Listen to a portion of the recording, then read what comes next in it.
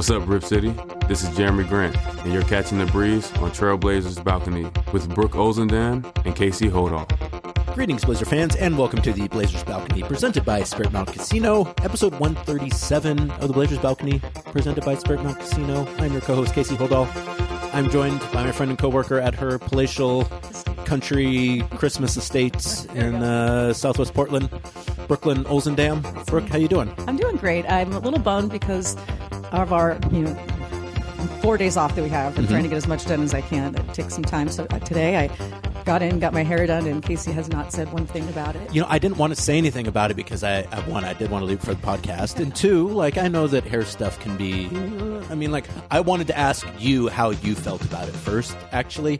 I think it looks great. Oh, thanks, Casey. I really do. And I also wanted to talk about why it takes so long for women to get their hair cut, because it seems like it's one of those things where it's like you want attention to detail, and that's great. Mm-hmm.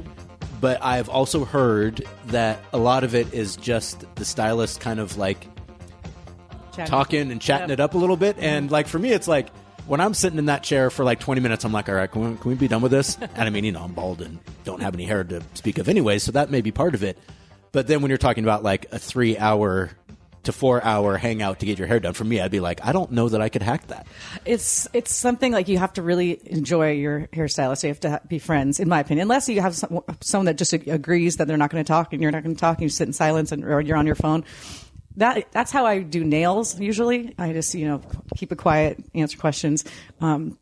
But for hair, I've known him for a long time. He likes sports. He likes the Blazers, so we talk about that. He's been a Blazers fan for a really long time. But he's was back when he was younger. He's not as much anymore, so he talks a lot about the old days. Which sure, yeah. I just let him run with it. A lot of us get that. Yeah. So we talk about that a lot. But it takes a long time because last time when I went in, I got a little bit lighter than I would have liked. So this time I had to go darker. I asked him to go a little warmer for fall or for winter. I don't know. I always go a little darker when it's colder out and lighter in the summer. So that does take a little bit longer because then you kind of have to go back and set with the light color hair and you put something on it and then you do it dark. So to be honest, though, I really don't know why it takes 4 hours. I don't know why it takes 4 hours. We're not sitting down and he doesn't stop working. Right. No, it's just a process. There's a couple steps. Especially if you're doing a cut and color, that's particularly with the color, it's got to sit in there for a while and you got to wash it out and it's got to probably lock itself in or whatever. I'm sure there's actual words for these things. But, yes. But yeah, I when you start to add up kind of all the stuff that has to happen compared to, again, a men's haircut where I go in and I say 3 on the sides, bring it up high because I don't have much hair. Yeah. Don't do too much on the top. They do it, and then they're like, give me some money, and I give it to them, and then I leave. But it must be nice. It must be nice. They're always like, do you want to stay? I'm like, no. And they put something, no, I'm going to put a hat on right after I walk out of here anyways. So, let's just finish this thing off. That's funny. Yeah. So I got that done today, which is nice. And my, son's here, so that's great. And, nails will be the next break that we have, which will be next week. Cause that takes a long time too, especially when you're getting, fake ones on like me. So that'll be next week and that'll take that's usually around 2.5 hours, 2 hours because I get pedicure too. If I love it when I sit down to do the pedicure and then they start working on the hands at the same time. I'm like, this is wonderful. We always do this. It's so efficient. But sometimes you do one first and then you go to a different person and then they do your hands. So that can take up to 2.5 hours on a good day, a little under 2. But it's tough being a woman, Casey. Yeah, there's a lot of upkeep. And, this is actually a good lead-in into kind of, the reason why Brooke is able to get all these things accomplished is because the Blazers have a whole lot of time off right now. Again, I'm always loath to kind of be like, well, I've been worked for the team for X amount of years and we've never had X, Y, and Z because it's probably happened before. I cannot recall a time where we had so much time off during the actual season. There's been times where you get 2 or 3 days off. Yeah. That happens maybe once every couple seasons. But to only have 4 games over the course, I believe, 15 days, and to have large stretches. So to have Monday, Tuesday, Wednesday, Thursday off, play Friday, Saturday off, play Sunday, and then have another 4 days off like that. I do not recall that ever happening. Mm-hmm. And it's nice that it's happening this time of year because, you got Christmas and Hanukkah and Kwanzaa shopping to get done. So like there's a lot of the stuff that, a lot of other people who don't work nights or in the NBA, you maybe take some time off, or you spend some time after work or you go out on a weekend. For those of us who, you're working nights and weekends only kind of sort of mean something. Yeah. Like to have a large stretch of time off where you can kind of knock some of that stuff out, like some of your Christmas shopping. You can spend 4 hours getting a cut and color. Yes. You can get your nails done. Like and for the players and the team, since this is a podcast about basketball, a chance to get into the gym and to work on some things. And, we asked Chauncey about that on Tuesday. I also believe that the team maybe had some team building events too this week too, just to spending time in the gym, but also time outside of the gym and, kind of an opportunity to not even so much get to know each other, but just again, spend time together. Continue building bonds. Yeah, exactly. Doing the things that build chemistry outside of the actual gym itself.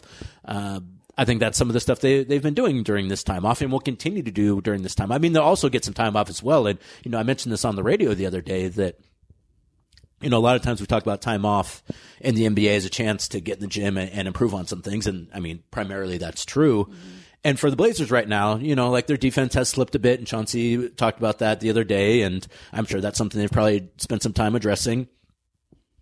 Offense too, sometimes it looks like it's, when the ball is moving, it seems like it's coming along pretty well. Other times it doesn't move so much. So I'm assuming that they're probably spending some time doing that as well. But another thing about time off that's important in the NBA and just in professional sports is time away from the team. Like you spend so much time with the coaches and your fellow players throughout the course of a season, they getting an opportunity to just not be with them for a day or a day and a half. That's got some value too, and I'm not saying that it's like, oh, these guys hate each other. They don't. But just the idea that I can get away from it a little bit and kind of not focus on basketball during the season, which for a lot of these guys, that's all they focus on during the season. So to get an opportunity to get back in the gym and work on some things, to build some chemistry both on and off the court, and to get an opportunity to take a breath and kind of do your own thing, I think is super valuable. And hopefully, maybe we'll see some outcomes from that when they're playing these next 3 games versus the Spurs on Friday, the Suns on Sunday, and the Nuggets on Thursday, which, again, it seems weird to say we're playing Sunday, then not till Thursday. But that's what the schedule says. Yeah, no, it's true. So for our Blazers broadcasting crew, we're really lucky. We get along really well. But you're right. We're with each other all the time, working together during games, traveling, all by each other on the bus, on the plane. That, good thing we really like each other, that works out. But then to your point, that for every group, everyone, it's valuable to have just some time to just take a breath, and then, you start to miss them a little bit. And so it's, then you get excited to go back to work. At least that's how I feel like. I'm really looking forward to Friday. Absolutely. Yeah, it is revitalizing. Yeah, it does. And you're like, God, I really miss it. It feels great to get some stuff done, but it feels weird to have this amount of time off. And like Casey said, he's been working here longer than I have, but I don't recall anything like this in the past. Of course, it's because of Cup play. We know why. That's true. It is because of the Cup. Yeah, it's because of the Cup. Which, by the way, entertaining game. I watched both, but the Milwaukee game in Orlando was very entertaining. Absolutely. I was watching from my phone at soccer practice. It was so cold, but I really wanted to watch it. I mean, not to go too much into age history, but the Cup is something that that is ready-made for Damian Lillard. That's the kind of stuff that Dame loves. Mm-hmm.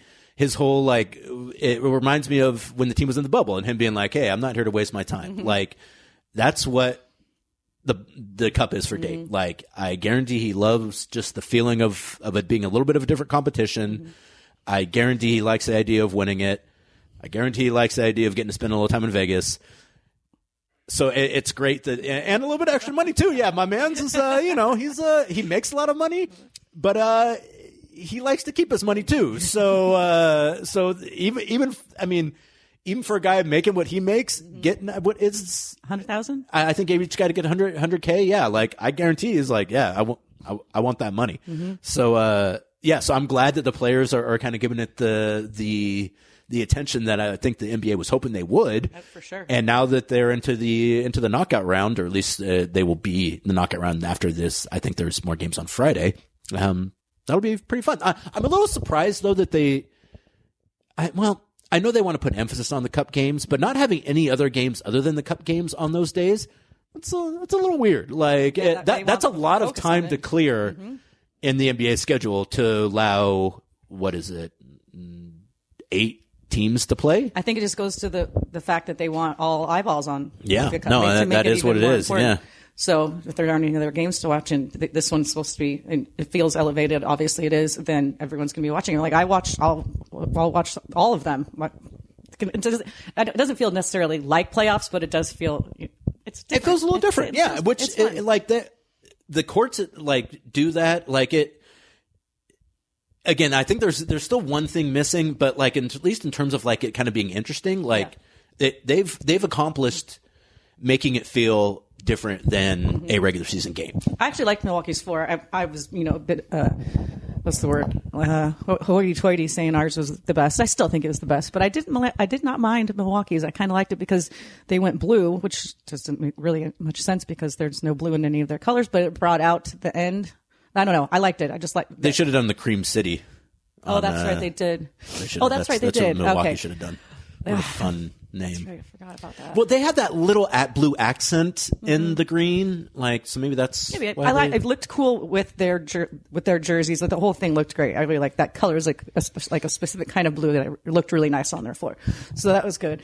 Second game wasn't as great, but no. But I how about Orlando? I mean, wow. Orlando's on the come up. Yeah. Like if they can keep that thing together and make some moves here and there, like they've done a nice job of putting that team together. Now it's I wouldn't say it's the hard part because it's all hard, but one of the hard parts is then keeping the team together when guys start to get paid, and particularly now with the new CBA, like you can run up kind of into that second apron pretty quick. Though they have done it mostly through the draft, they haven't done it through trades, which is beneficial to them. But again, like you also got to start paying these guys, and that can be difficult. So you almost got to time it just right these days to like we got X amount of time to win a championship before the bill becomes such that only the wealthiest of the wealthy can afford it. Which, like an NBA team, you're probably making quite a bit of money, but who's to say? Everyone's got their own threshold. I mean, Boston, they won a championship, and now they're like, we're going to sell this thing now. So we don't want to pay that $500 million in luxury tax, which, shout out to them too, man. You pay the cost to be the boss, as Snoop Dogg once said. I'm not mistaken. Yeah, Snoop Dogg. 30 he's years everywhere ago. now. I know a little too much. He's overexposed. I believe he's overexposed now. Like it's too much. I was looking. I think I've told you guys this before, but I have my my Xfinity stream on my computer. So my computer acts as a moving TV from room to room. And so, like, when I'm doing dishes and stuff, I like to watch my Bravo shows and stuff like that. So I went in to Bravo just to see what was on. That's how I figure out what night is what. Like, it'll have, like, the beginning of the season of Real Housewives of New York, which means that it's building up to that one. So I can be excited about what shows on that night. Long story short, I just put in Bravo, and there's a Snoop Dogg has a fatherhood show on Bravo. Yeah, I didn't even know. Yeah. It was like Raising Snoop. I don't even remember what it's called. I was like, wait, this is worlds colliding. Snoop is now on my Bravo channel. What's he doing there? And he's on one of those singing shows now, right? I never watched that one. No, The Voice. I've never watched either. Yeah. It just feels weird. They're in a chair, and the chair turns around. It's just, it's overstimulating. Yeah. Too much going on. I haven't watched that show. That and like Masked Singer too. Like I saw some clip of the Masked Singer where it was like they're like, and I thought someone really made a good point. They're like, they always have to act like they're surprised. It's like no one knows who this dude is, and it was some like former, I think it was like a football player or something that I had never heard of before. And I'm just going to make some assumptions here. If I haven't heard of them before, I guarantee Jenny McCarthy hasn't heard of them before. So like the manufactured surprise and enthusiasm is something that I cannot stand, and I feel like that's replete in those kind of shows. So yes, we agree. We're not watching the one. Well, what's to that point, Dame was asked to do a Masked Singer, and he said no. Oh, good for him. Yeah. That was a long time ago, but because he probably was like, wait a second, no one's ever heard of these people. I'm too big for this. Yeah. And I would have said, yes, you are. Well, and they give you that costume too. Like, you got to hurt yourself wearing one of those things. You can get sideways. Yeah, that I feel like that shows. I mean, I can be honest, I haven't watched a full episode, but it seems silly to me. Yes, like, I agree. I just don't understand the premise of it. Like, Never, we don't need to talk. Get into it. Exactly. Yeah. I mean, and speaking of putting on a Masked Singer outfit and potentially hurting yourself, one of the other things that you get from having a bunch of time off is you getting the chance to get healthy. And the Blazers, knocking on Brooke's kitchen table here, are getting healthier. They get Scoop back the other day for the game versus where were you guys at, Brooke? And Toumani. Los Angeles. So yeah, they get Scoop back for the Lakers game, which is great. And then they don't end up losing Toumani, which, when he goes down in the loss to Utah in the first quarter, and they're like, he's not coming back in the game. And then Chauncey's like, yeah, he's getting additional imaging.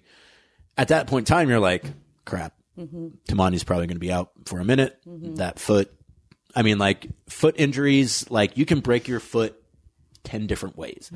And it can even be like, it's not that bad, but like Jones fracture, it hurts. You can't run and jump on hard wood with it. So you gotta get it fixed. And so at that point in time, after Chauncey was like, yeah, we're getting imaging, I think a lot of us were like, well, losing Toumani for a month, probably at least, if not more. And then, I really made a point to look at him in the locker room, and I was like, "That looks fine to me." Like, I mean, like foot injuries again. Like, I'm pretty sure I have a broken toe, but I still run on it because when did you? It's sore for a while.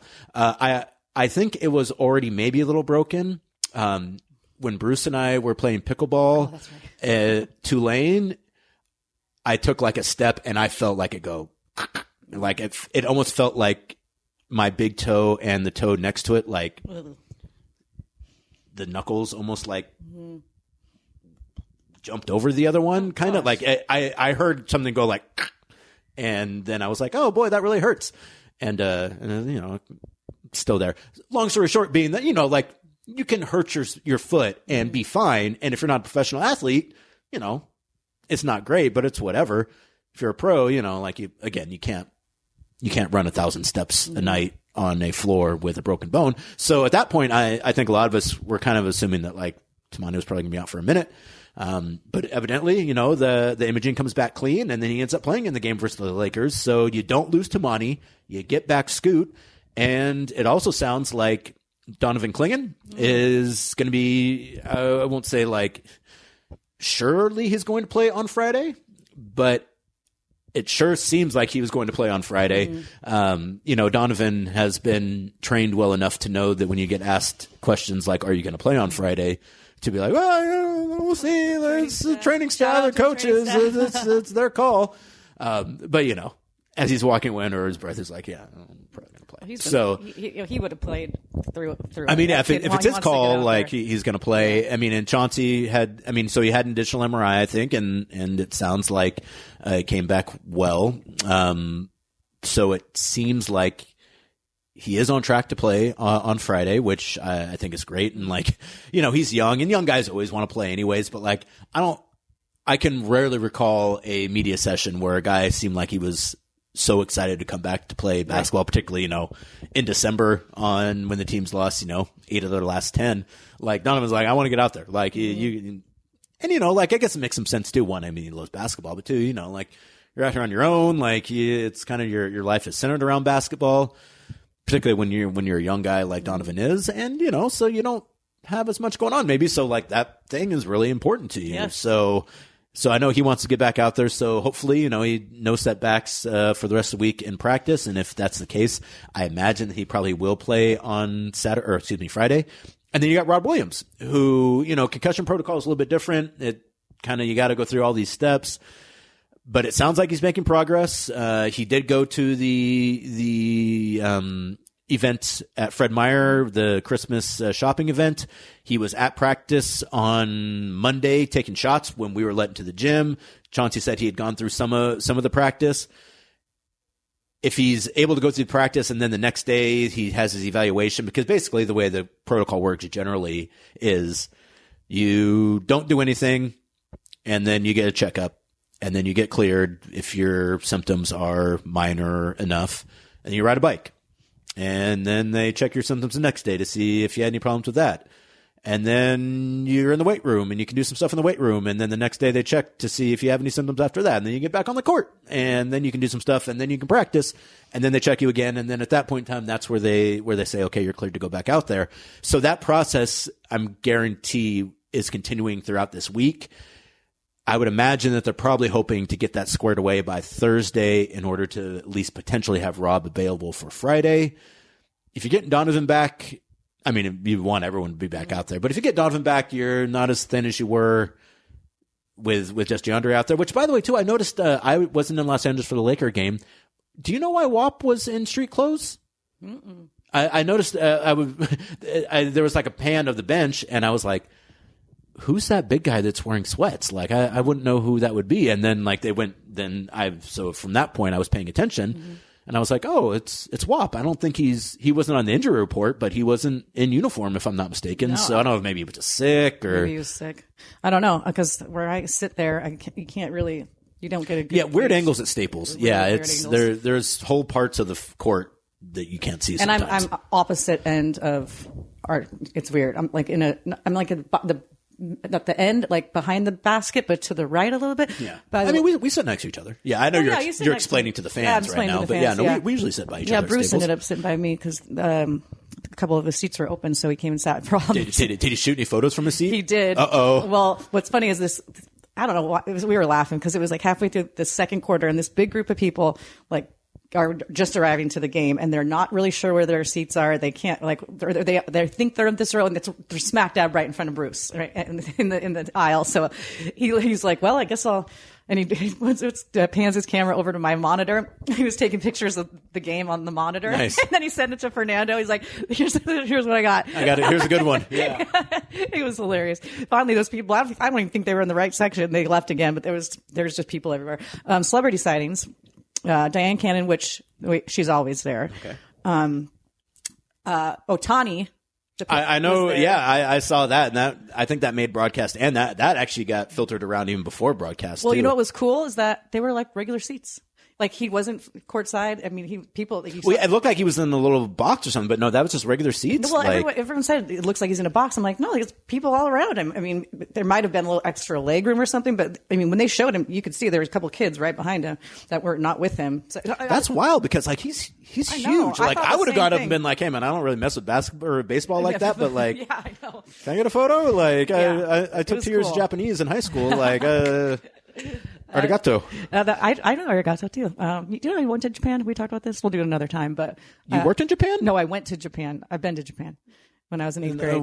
What rapper did you meet in Japan, Brooke? I was only what celebrity did you hang out with in Japan? I was too young. I was only in 8th grade, so no, I didn't meet any rappers. Too young at that point. And they were saving those for later. But no, we went. My mom was a principal at the time, and it was her school had a sister school in Nishinomiya. So we went over and it was really cool. My cousin went, and my cousin has red hair, really curly red hair. And they announced us, and we went in front of, it was like a middle school, and they announced us like, this is Mrs. Olzendam, Mr. Olzendam's daughter, and this is their niece, Charlotte. And she comes out, and the whole gym goes, oh! It was like Prince, you know. It was amazing, like Elvis. And afterwards, they all wanted pictures with her with their big curly red hair. She was a superstar, and we were like, what? Oh, because they were just touching her hair. It was crazy. It was wild. But yeah, we went. It was very interesting. Stayed with host families. One host family was very traditional, so you know that was awesome. We like slept on the floor. We did everything that was traditional, and they had we had sushi. We had just very like what you would expect. And then the next family we went to was very westernized and wanted it to feel like we were home. Sure, yeah. So we had pizza for breakfast. Yeah. They had snacks like all like Doritos, everything, and it was hilarious. It was like 2 completely different experiences, but it was wonderful. Really nice people over there. Yeah, we had Japanese exchange students for a couple of years when I was in middle school. Yeah, I think it was in middle school. Yeah, it was great. We had 2 boys one time, and they came and had a great time. We had 2 girls that I think they were kind of a little more difficult for them, I think, time in their life. And so that one didn't go as well. But yeah, no, it was fun. Yeah, that's I'm not surprised you spent time in Japan, Brooke. That sounds about right. But no, I don't think we'd ever talked about that before. No, so. It was and then we went to Hawaii on the way home, which was awesome. It was super fun. But yeah, that was a long time ago. But yeah, he was there, which was amazing. Oh, this is the big one for me. I haven't told you this yet. So I'm sitting in the front, and when people go to sit courtside, they walk right in front of where Casey are, and turn the corner and then go sit in their seat. At halftime, I was waiting until like the crowds, shifted and they were getting their drinks before I left. And I look up. You won't even know who this is.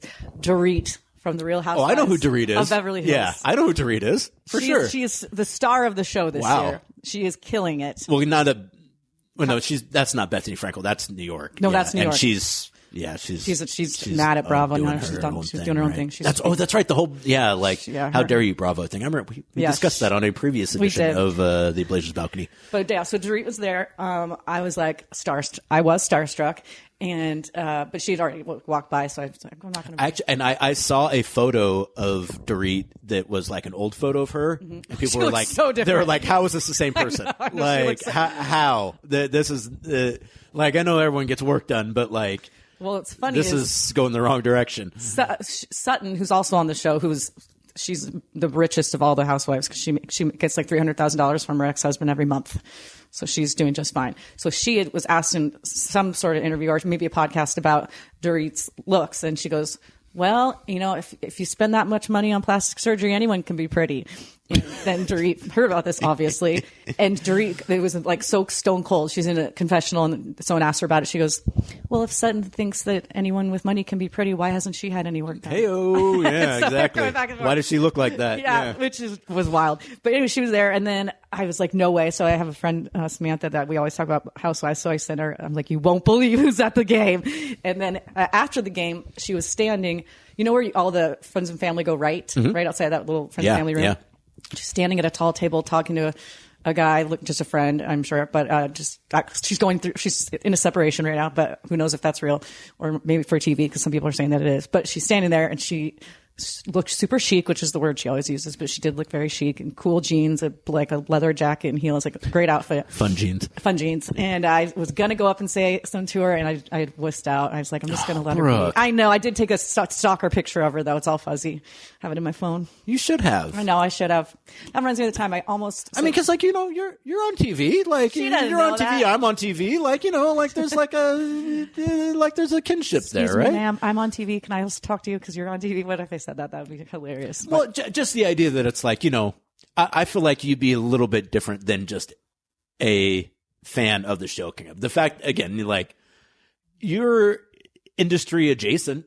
You've got an agent, and I'm kicking myself right now. Yeah, if I would have been there, I would have been like, no, you're go talk to Dorit. That reminds me of the time we were leaving the Cleveland game years ago, and Khloe Kardashian. I was going to say it was Khloe, right? It was Khloe, and I walked right by her. I was like, no way. And then my director at the time was like, did you see? I was like, I did. He's like, should we go talk to her? I was like, I don't know. She's got security. I don't know. I don't know. Should we? And we're going back and forth about it. Should we? We're on the bus talking about this, by the way. And when we look over, and Lamar's got his arm, they're shaking. That's right, yeah. Taking pictures. We're like, oh, Lamar did. And he got it. And he's like, I had to. My wife would have killed me if I didn't ask for a picture because they're big Kardashians fans. And so he just casually did it. Like, well, and Lamar too. Like, so Lamar's on television and also was reality show adjacent. That's true. So and I also feel like with Dorit, you have more access in Staples Center than she does. So you're already elevated over. You could have been like, should I show her my pass? Well, or you could have been like, oh, hey, Dorit, let's get a photo. I'm like, oh, you can't come over here. I'm sorry. I'll go over to you because you can't. You're not allowed to come over to this section because you don't have clearance. You can't. So you could have I wouldn't say big time, but that would have been I'm. At least in some respects, I'm above you here. So you darn it. We play the Lakers once more. Well, yeah, and it's the day after the new year starts. It's January 2nd, right? So maybe I will not forego this next time. If I see her, absolutely I will ask. What I would have said was, I already had it all in my head. I would have said, I love that you found your voice this season. You're standing up for yourself. Good for you. And I'm sorry about you and PK. That's her strange. Subban? PK Kemsley is his name. Oh, okay. Or P. Kemsley. I don't know. She calls him PK. And I said, I was going to say, just PK. Pat Kilkenny? I don't know what it stands for. He's always just PK. It could be Pat Kilkenny. He's dumb rich. Is he agent and manager of Boy George? No. Okay, then it's not him. He ran a insurance company and not him. was Different Oregon's guy. AD for a hot second. Yeah, okay, then different guy. Okay. So anyways, I would have said, I'm sorry you're going through a separation, but you can do better. Yeah. I would have had all this. Next time I will. Yeah. Next time I will. And that's the one I wanted to tell you about. Yeah. Well, that's good though. Dorit, that's the fact that you didn't make any mention of that either. No, I wanted to save it for the podcast. Wow, look at you. You're only bringing the good stuff for the podcast. Thank you so much. Getting my hair done. I know that was riveting. And the hair stuff. You met Dorit. And, another place you can see celebrities is at Spirit Mountain Casino, where on December 13th in Vogue will be bringing their leading voice in the music industry. Will be leading their voice, which is the lead for. Well, I know we got a game that night though. Oh, darn they it. added the Spurs game. That's right. Is the night. So if you're not going to the game, I would say head out to Spirit Mountain Casino, catch the first half of Blazers Spurs, and then roll that straight into a night with En Vogue as they deliver audiences with their soulful harmonies and distinctive style. The iconic all-female group has solidified their status as pioneers in the R&B and pop music scene. Absolutely, they have. Effortlessly blending powerful vocals with empowering lyrics. They're timeless hits, not talentless hits. That'd be a jerk thing to say. And they have a lot of talent. They are timeless hits, such as Don't Let Go, parentheses love, and Free Your Mind, as we talked about. Never gonna get it. Yeah, I would have gone with Never Gonna Get It on there, but that's just me. Continue to resonate with fans across generations, cementing their legacy in music history. This is all true. En Vogue's unwavering dedication to their craft and ability to evolve with the times have made them an enduring symbol of strength and artistry. As they continue to inspire and uplift audiences worldwide, it is evident that En Vogue's impact on the music landscape is truly unparalleled, and you can see that unparalleled impact on the musical landscape of the 80s and 90s at Spirit Mountain Casino, Highway 18 in Grand Ronde on December 13th. That is this Friday. If you're not able to make it to that show, however, Aaron Lewis and the Stateliners will be at Spirit Mountain Casino on January 18th, and Styx will be there on March 7th, sailing away. Set an open course for the Virgin Seas. I wish Spirit Mountain Casino. Elevate your game, Brooke Olzendam. I wish that I was as passionate about anything as you are today about En Vogue. You gotta give them the hand credit they gestures, deserve. the passion. I mean, I was inspired. I already love En Vogue, but if someone listens to that and they don't, if you're saying it, then that's their problem. You know, that's good though. I will say that sometimes that passion. So we were having a discussion about the fellow that offed the healthcare president the other day at practice, and I think I was getting a little bit too animated about it in the media room because Tristan was like, afterwards, he's like, "I'm sorry I brought that up, Casey." I was like, and I just realized that like. The way I present myself sometimes is maybe not exactly in line with what my actual feelings or interest in something is. You get into it sometimes. You get into it. Yeah, no, and I realized too that sometimes that comes across as like I'm mad or angry or something. It's like no, it's just I've figured it out. Just by how now. exactly, and I mean we understand Yes. each other a little bit. So yeah, that was I felt a little bad about that, but I am not at all upset or mad about giving En Vogue the credit they deserve. No, trust me. We En all Vogue, know. Spirit Mountain Casino, December 13th, day before my mom's birthday, day before Nick Batum's birthday as well. Oh, good to know. En Vogue, December 13th. You should get your mom tickets. Elevate your game. Yeah, I don't know. She probably would like that show. Actually, You're right. know, there are, as you mentioned, timeless a number of times. There are songs like I think that people would go there and be like, oh, that song, song. You know, they're one of those groups where well, and like I said, like there's a number the songs that they chose to break out here. Like I would have, there's been three more that I'd been like, I would have gone with that one instead. Great karaoke. Yeah, no, that's a good act. En Vogue, December 13th, Spirit Mountain Casino. Elevate your game. Aaron Lewis and the Stateliners. I do not know who they are, but I'm sure they're great. January 18th, and I do know Styx. Styx on March 7th. I got the schedule here. Where are we on March 7th? We are at Oklahoma City. Okay. At the end of that's good. That's the end of a long trip too.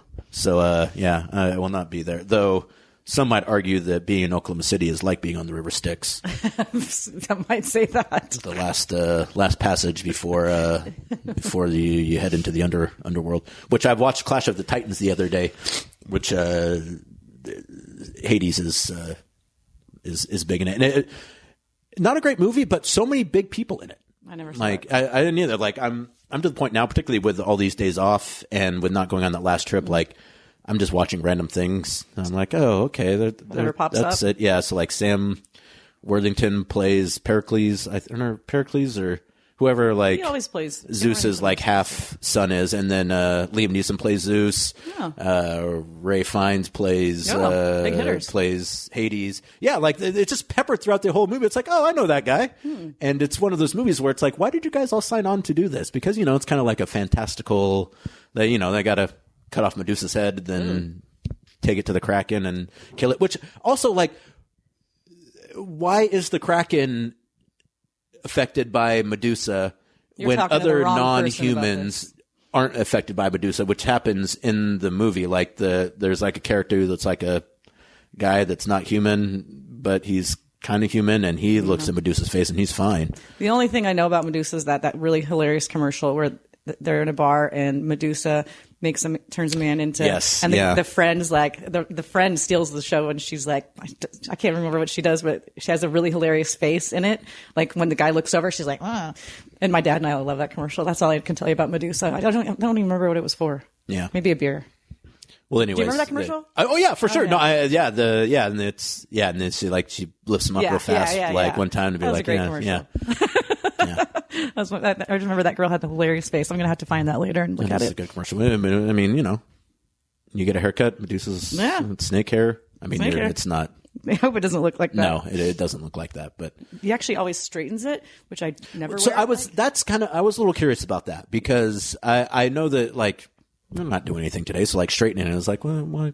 He always, I guess just so like if I want to style it differently, like later, it's just like a template, you know what I mean? It's like, this is where it starts, but Theo hates it. He says it looks witchy. Oh, Theodore. Yeah. A little scamp. I know. He's funny. But I've never worn it like this for the podcast. For the podcast. Or on air. I always curl it. That's true. Do you have any Christmas, events you're going to, Brooke? I'm going to go see Santa next week. Oh, good. Mm-hmm. We always go to Washington Square, and so we'll continue with that. I'm going to go see Nutcracker. I need to figure out when. What else? We already went to Lee Farms. Oh, fun. Which was fun. A little bummed their slides weren't open. I don't know why. And that's our favorite part. So we did everything but the slides, which is kind of a bummer. But got our tree. So it's in the living room. It's new. We just got it like a couple of days ago. So it's been fun. That's what we do every year. And then we're in the midst of decorating. Poor Casey had to come to my house where we're halfway there. There's so many more boxes and things are just everywhere. It looks fine in here to me. Now, when you said you just got the tree, so that's a fake tree. Is the one a fake tree too? No, the one we got is real. Oh, good. We got it from Lee Farms. Yeah. All right. I wasn't going to have to do your fake tree rant. My fake tree rant. Exactly. Well, that tree's there all year. No. Like absolutely. I just think that, particularly in Oregon and Washington, we got to support our farmers who are out there growing Christmas trees. Yeah. And the people out at Lee's, it's like family, obviously. It's a family affair. They've been doing it for forever. And all the cousins are schlepping the trees. They're shaking them. Like the little kids are running around. Like I had to make sure I didn't run them over. And they're like working, like they're helping with they do it all. The whole family comes out and helps. Oh yeah. No, when it's, when the season's here, everyone's got to get involved. Yeah. This lady who's her daughters were there. I remembered her from last year too. She's like, I like your car. Do you like it? I was like, I love my car. And she's like, I have a Sequoia. And we just had this whole like car situation because I'm thinking she probably has like, a full-time normal job doing something. And then when it's Christmas time, you just show up and you got to help your family. Because she was talking about for work, it gets good gas mileage. So we were just chatting for a while. And like, I love the fact that she's just here with her family, helping out the fam. And so we've done that. That was great. Got great apple cider. Whew. And it's apple cider. So that's. Thank you for reminding me. I need to go to the store, and I was like, I need to pull out some stuff and try to get the house a little Christmassy. Yeah, apple cider. I secured at the shopping event at the Fred Meyer, I bought an inflatable Garfield of course you did. Thing that is on my front porch. I had a Chili Willy that I bought at the coast last year, and he's on my front porch. I pull him in at night. I'm afraid that someone's going to steal him, and he's a little too cool and vintage to allow that to happen. I agree. But yeah, so there's a Christmas tree place down the street from me that the Boy Scouts run, and I don't buy my tree there. I buy it at Fang and Feather usually, but they do put out a bunch of their clippings, so I just take a bunch of them, put them in a pot, and that's like my Christmas tree this year. Oh, just like a bunch of them. Well, now you're going to give me crap for not having a real tree, and you don't have a real tree. Well, I mean, it's real. I think we need to get you real a tree. wood. Yeah, it's not an artificial tree. No. Do you put lights on this thing? I can probably string some lights on it, and I bought one of those also, like they have like those little pine trees that kind of look like Christmas trees. We got one of those too. Yeah, no, that's okay. Well, I might have to just show up at your house with a small real tree because I feel like you need a tree. We'll talk about this offline. I do have trees. It's a pretty good situation. All right, what if you're fine with it? And I bought those projectors too that like throw the like that one's cool. What are the things that come down? Snowflakes. Yes, and another one is like trees and presents and so on and so forth. That's cool. That's impressive. Yeah, I got my lights up. My dad helped me a lot with that. Put them out in the front. He put them out in the back. I've never done that before, but got home to lights out in the back. And yeah, we still have, like I said, 3 more boxes. And my mom, God love her, you know, there's a point in your life where they start just giving you all this stuff that you didn't ask for. Is that just starting for you? Because that point for me was like when I was 19. They're like, hey, get this stuff out of here. Yeah, but more recently, it's stuff that I thought that they would want forever, like pictures of me. No, they just give them back to me. No. Yeah, they're like, yeah, we've seen it. If my mom, wait till when this is over, I'll show you. She brings over a collage that's like framed, you know, like back in the day where they had like square, circle. Oh yeah. So time. All my senior pictures are there, different senior pictures. She brings it over. I was like, what am I going to do with this? Like, I'm not going to put my senior they put it up in the wall in the garage. They hung it for you. They hung it for me in the garage. That's nice of them. That's just so random. I was like, why don't is it close to the Shadle Park that's on the other side. Calendar? Yeah, thing? It's next to it. So, but now it's begun with holiday stuff. And so I have all the plates. This year she brought over like 4 more boxes of Christmas stuff. So it's getting to be a little excessive. Like I don't have space to even to get them, put them somewhere. Like when it's not Christmas, like my entire garage is full of one whole wall full of half Halloween, half Christmas, and we're only halfway through the boxes, and it's been a couple days, so I'm kind of losing it, losing it a little bit. But then putting it away is the worst. It's the worst part, both because it's the work, and then you're like, wah wah. Yeah, it's raining, and you're like, it's raining. Fun. No, it's just I just have to deal with the rest of the year. Yeah, great, awesome. Super well. So what are you looking forward to in these next couple of games, Brooke? Again, as I mentioned, they've lost 8 of the last 10. And, you know, they have the Dallas game that they play pretty well. And then, you know, they just kind of get dealt with Lucas style. Mm-hmm. They play the Clippers in their last cup game. And, you know, that one kind of gets away from them a little bit. But, you know, a decent effort. You got the Utah game, which was just bad. Mm-hmm. And then you have the game versus the Lakers where, you know, you play better, you lose by 9, and you have a much better effort than you had versus the Jazz, so you feel better about that. But now you have this stretch where you don't have very many games. You play the Spurs on Friday and the Scoot Henderson collectible glass game, by the way, too. Those have been a hit. As they should. They're great. Like they did great. Such a good job with them. Like they're better than the last ones that we did, which were already pretty good. Mm-hmm. These are cut above. Like the artistry is great, and like the etching or like whatever, like very detailed. The raised, like whatever. I don't know if I don't think you can emboss glass, but whatever they did, they did a great job with it. So that Scoot Glass Day on Friday. Scoot also his second signature sneaker coming out here too, cool. Which I thought it was already out, but they've just been promoting a lot of stuff recently. So shout out to you, Scoot. Shout out to you. Still have not been comped a pair of Pumas this entire time. Gotta just remind him. Yeah.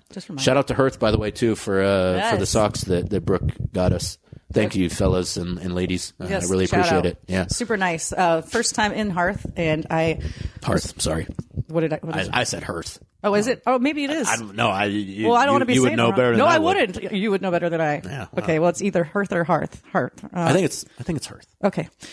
Well, you guys know what we're talking about, right? Well, Hearth makes sense too, though, especially this time of year, like the. Hearth and they had a Hearth in the store. That it's got to be Hearth. Okay. Like a fake Hearth with. We're saying. Okay.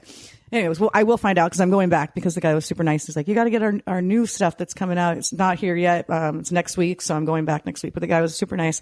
I said, players going. He said Rob was just in there, and it's a lot of players going, and they have a really cool. Their sneaker wall was incredible. Oh, they got good stuff. They got good stuff, and they were all like shrink wrapped. I was like, oh, that's smart. So people picking them up, But anyways, he said, do you want a pair of these socks? And I said, absolutely. That is so kind of you. And he's like, before I know you're coming back next week, but take these socks. I go, well, I can only take them if I can get another pair for Casey Holdahl. And he's like, absolutely. Super nice. So they are nice socks too. But, so they're almost like those little, they're kind of like slouchy. Yeah. So I've been looking. So Carmelo wears those, and they always look cool. And I'm like, I wonder if I could wear more kind of Casey. Bigger, slouchier socks. And I think this is kind of a good lead into that. So. And hold them up. So it's like a flame ball. So it's exactly, like it's Spitfire adjacent from when we were kids, Brooke, with the fire guy. When you're in your skateboarding days. Yeah, big time you're skateboarder. Shredding skater die. Did you ever date a skateboarding guy, Brooke? No. No, I never did. You never have. You're like, oh, I'm the bad girl now. No way. Everyone on my team is a bad person. There's a great Tim Robbins sketch where he talks. He's got like a skateboard team, and the idea is that everyone is a terrible person. I've seen it. It's great. He's so funny. I cannot even with him. Everyone is a bad person. He is so in my algorithm now. Like when I go on Instagram, it's all Tim Robbins. Yeah. Oh my gosh! And I just sit and just giggle. Sometimes like I'll be on the bus and I can't even hear it, but I just look at him. I start laughing. He's so goofy. But anyway, no, I did not. I never did date a skater. I was never a skater girl. Yeah, that makes sense. I don't like getting hurt. It seems tough. And it was never for me. I had some skateboarding friends, not guys, not girls. But it wasn't a bit. I don't know why you'd think that would be kind of a thing in Spokane. It really wasn't. At least maybe it was underground and I didn't know. Yeah, no, But we took the bus to school. We were, no one. I don't know. It wasn't a thing. You don't have to explain it. I'm just asking. It's not a big deal. You don't have to date someone. I feel like I'd let you down. Lavigne. I was just curious. I don't know. Were you? Did you? No, I did not. No. Okay. No. I one time tried to do it in LA, in Venice with the longboard. Like we rented them. Yeah. And those are easier, I guess. I mean, I could do it a little bit, but it was still I was not good at it. It wasn't very fun because I just wasn't good at it. So I went and got a bike. And by the way, I also got a terrible bike ride in Venice Beach because I was riding it and my cousin was going to meet us there. And so he just walked up on the beach and I didn't see him. And then all of a sudden there's a kid I don't know what happened. It all happened so fast. So there's a kid in front of me and it just popped up. So I turned and I skidded out and I had this huge thing on my leg. And I mean, it was a pretty bad, I didn't break any bones, but it was really bad. And then I stand up and my cousin Ben was like, what just happened? He's like, he goes, I watched all of that happen. It was like it was in slow motion. I was like, I don't know, but how? Well, that sounds like a slip and fall to me. Like, did someone take your wallet after that? Like, hopefully you got a kid dart in front of you. It was crazy. Then you go behind and you steal their purse. No, that's smart. Yeah, never thought about that. I don't think they did, or I'd remember. But yeah, it was embarrassing. There was a lot of people around to see it, and I was mortified. And I was like, I think I'm going to stop riding my bike because he was going to get right one. Those Venice bikes are trash too. Yeah. Like they're just hunks of garbage. Mm-hmm. They've been through it. Yeah, they've been through the ringer. My question was, Luigi apparently wasn't on an e-bike, but he was on, but it wasn't a city e-bike. Yeah, the whole bike part. I don't. I'm confused. No, and also a lot of the first reporting about all that stuff, I think they might have gotten it wrong, There's a lot of questions to still be sussed out. Yeah, there will be lots of questions. But man, the whole world was. Or at least the U.S. just that was. I mean, it's a big story. It's huge. Yeah, and it just got me talking with someone. Was it my dad the other day? Like The Fugitive. That's one of those movies. When The Fugitive comes on, I sit down and I watch the whole thing. It's just one of those movies I can't get enough of, and I kind of felt like it was reminiscent. I feel like The Fugitive, the beginning, I feel like drags and the end drags. I usually come across in the middle. I usually come across in the middle. I feel and it drags is probably a little too strong of a word, but it's not as economical, I think, as it could be. But yes, that's a great movie. Tommy Lee Jones, another one of those guys. So it's love him. Let's watch a bunch of Tommy Lee Jones movies, or I'll just watch a bunch of Harrison Ford movies too. Yeah, that's one. And actually, I feel like Harrison Ford movies outside of the well-known ones. I can't even think of any. I don't feel like he has any good low-key movies. Also, A Few Good Men. It's the other one I will sit and watch the whole thing of when it comes on TV. I'm usually not a Sorkin guy, but A Few Good Men is so many great one-liners. And you know, it's. Did you see the fun story about Danny DeVito and Jack Nicholson? No. At Memorial Coliseum in the 70s? No. I tweeted out the thing. So Danny DeVito was on, I think, he was a receiver for the Patriots, I think. Anyways, he was on his podcast, and he was talking about how when they were shooting One Flew Over the Cuckoo's Nest in Salem, they came to Portland and went to a Blazer game at Memorial Coliseum. And the story that Danny DeVito tells is that, you know, he's there with Jack Nicholson and, you know, the game's ready to start. And right before the game starts, they give Danny DeVito a Coke and he spills the Coke and it goes everywhere. So they clean it up. And the capper of the story is Jack Nicholson looks at Danny DeVito and is like, "You want another Coke, D?" I don't do a very good Jack Nicholson, but that's the story. He's like, "Hey, you want another Coke now after you spilled it?" So and no one's managed to pull any like photos or video from that. That's wild. I haven't like set my mind to it just yet, but I think I'm going to, because one, that does sound like that sounds like one of those stories that like you tell and, you know, it starts changing. Like if once you start digging into it, it's like, did that? You know, but the timing actually does line up. You need to talk to Christian thoroughly about that, because he's currently organizing all of Blazers games, the history of Blazers games. He's in the library. Like of all of them? I think so. Jeez. I mean, I'm guessing that's as far a back pretty as they big go. Project. Yeah, I mean, he's been doing it for a while, so I don't know what stage he's in of it, but he would be a good resource to ask. But to answer your question about what I'm looking forward to, to bring this back, thank you, Brooke. If he goes, you know, how fun, Donovan Victor. That's just, I know it's low hanging fruit for that answer to that question, but he's been just jonesing to get back, and that's a fun matchup. Victor's playing out of this world, two blocking machines. So that is just, I can't wait. I can't wait. Last time, I mean, I've talked about this, but just those two, it just seems like the game would be, I'm excited about it. I think it would add. That is a fun matchup. It's a fun matchup. Absolutely. It's absolutely a fun matchup. Yeah. The story is fun. So, and then him coming back his first game after a while just adds to it. So that's what I'm looking forward to. And what else am I looking forward to? You know, watching, you know, it was interesting with Toumani out. We already know how valuable he is to this team, but you see like things like when he wasn't playing, I was like, Toumani would have got that, or he would have affected that play, or he would have affected that defensively. You just notice things that he would have been able to do, or ways he can affect the game. So I'm really looking forward to him getting back into a groove on both ends of the floor, because he's hitting shots too. Absolutely. That's a great point. I'm very much looking forward to, hopefully Donovan plays and hopefully he does get matched up with Wemby, because that'd be pretty cool.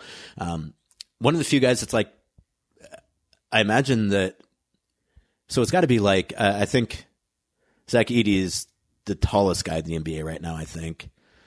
Donovan might be second, or no, Wemby would be second. I was going to say, he's not. Zach Edey's taller than Wemby? That's impossible. Isn't he like 7'6"? Let's see here. What's he listed at?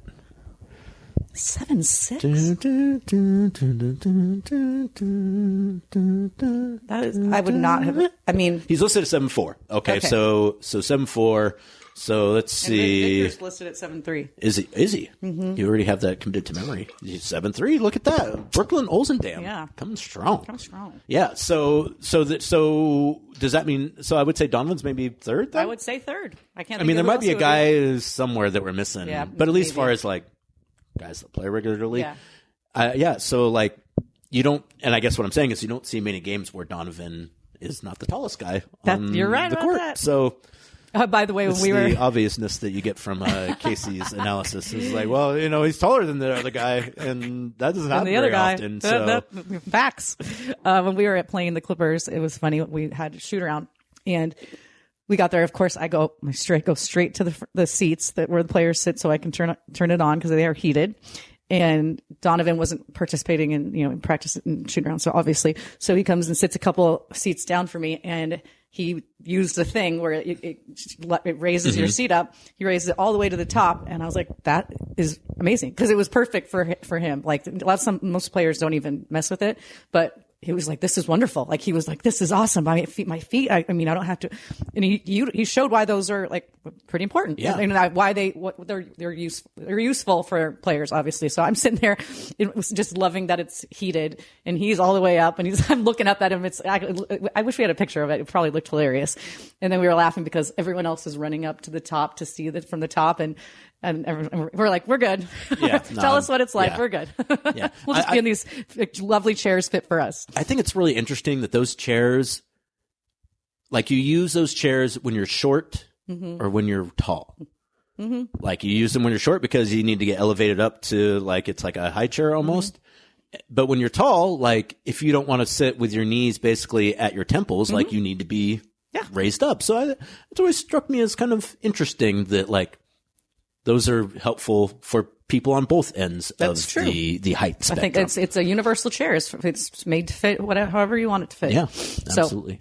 So that was funny. I also wanted to say too that when we played the second game at Intuit in the Cup game versus the Clippers, so the first game at Intuit was, I think, maybe like their fourth or fifth home game there, and it's cool. But I was like, I don't. Where's the pump? Where's the kind of the bells and whistles? Steve Ballmer would tell you it's the toilets. The second game, though, a lot more stuff. So, like, they had a lot more of, like, the end game, like, press this button to guess which like, that is fantastic. Yeah. Like, that kind of stuff, like, keeps the fans engaged. Like, it's fun. It's interesting. Like, anyone can do it. It doesn't have to be on the court, which I know sometimes, like, the players and the coaches are like, always having stuff on the court. It's kind of a pain. Like, and then, like, the graphics they use too, like, they used their graphics package. I think they're kind of rolling out more and more stuff. It just looked great. Yeah. Like, it looked much more like what I thought kind of you heard about games at that arena were going to be like from a game ops perspective. So congratulations to the Clippers folks. They did a nice job with that second game. Speaking of game ops, Todd Bosma on that trip. Hey. Yeah, I walked in. I was like, what are you doing here? So I think it's cool that they're sending a bunch of people, just to check it out and see from our organization to see what they like, maybe what they don't think that they like. And so that was kind of fun to just look around and feel like, these people are usually at Moda, but they're here with us. Well, I thought it was interesting too. One guy that was there, Ty, one of our videographers, he walked up, he did the thing where he walked up the wall, and then when he was coming down, like, you would have thought literally he was like coming down Everest. Like, he was like he was like white knuckling the handrails and like going literally like one step. Cause like that's how steep it is. Yeah. Like, and if you're at all kind of afraid of heights, like I can see that. Like, it's a little, it's nerve-wracking. It's nerve-wracking. That reminds me of when we went my dad and I went to a Seahawks game a couple years ago, and the Hawk's Nest feels like that. And so there's a man that had been really enjoying himself, and was yelling at somebody as he's going down, and then trips, and no joke, bam, bam, bam, bam, all the way to the bottom. Bloody mess. Oof. Yeah, it was terrible. I mean, it was one of those, like, where people are like, stop him, but it's too late. He got up on his own accord, but he had to go straight to the hospital after that. I also just recently watched John Wick 4, and that's like, at the end, he basically has to climb the stairs as a soccer crewer, and then he falls all the way back down and then has to go back up. So yeah, it's kind of the same thing. Yeah, it's pretty much. But so be careful. Yeah, be careful out there, folks. Yeah. So if you're at Moda Center on Friday for the game versus the Spurs, Scoot Henderson Collectible Glass Night, get your tickets now if you have not already. Just be careful walking up and down the stairs. They can be again, you just gotta. It's concrete floors too, go so slow. No rush. It's a hard landing. So, shout out to Jamba, by the way, too. Good Jamba game. Oh, you got your Jamba. Got the coupons, and they're long time coupons too. Like basically end of January. Oh wow! Use those Jamba coupons, folks. I have some in my bag. I know I saw you when you were going to get your Jamba last week. I always give them out to people too, and they're like, and again, kudos to Todd Bosma. Yeah. I think people think that like I get those, Bosma gives them to me, and I give them to the media. So shout out Bosma. That's my twice in this podcast. Yeah. He'll be thrilled. He will be thrilled. Well, that's gonna do it for this edition of the Blazers Balcony, episode 137. 37 is what I thought too. Episode 137 of the Blazers Balcony, presented by Spirit Mountain Casino and Vogue, December 13th. Elevate your game. Hold on to your love. Timeless in Vogue. Timeless. And then some other concerts in January, and then Styx in March. It's going to be awesome. Yeah, so another couple days off, and then once again Friday versus the Spurs at Phoenix on Sunday, and those are the two games to fill in for the NBA Cup. And then another 3 or 4 days off, and then facing the Nuggets on Thursday, and then leading into a little 2-game Texas two-step before the Christmas holiday, which we'll also be back in town for. So not a whole lot of games, but some interesting, fun games. So plenty to pay attention to, and hopefully a chance to catch up on some things, do some Christmas shopping, listen to your favorite Trailblazers podcasts, be it the Blazers Balcony or any of the other podcasts of the Trailblazers Podcast Network while you're shopping and doing your driving around town. We really appreciate you listening. So we'll be back next week. Maybe we'll... It doesn't matter. We'll be back next week. We do this every time. We do this exactly. And I do this on the other podcast where I'm like, well, maybe I'll do this there. It's like, dude, no one cares. Like, you think that people really care about, like, oh, let's listen to Casey wax about what schedule is going to be like maybe. for a minute and a half. Wednesday's not good for me. And then it doesn't end up doing it anyway. So, like, yeah, can you please just cut this part out? Yes, no.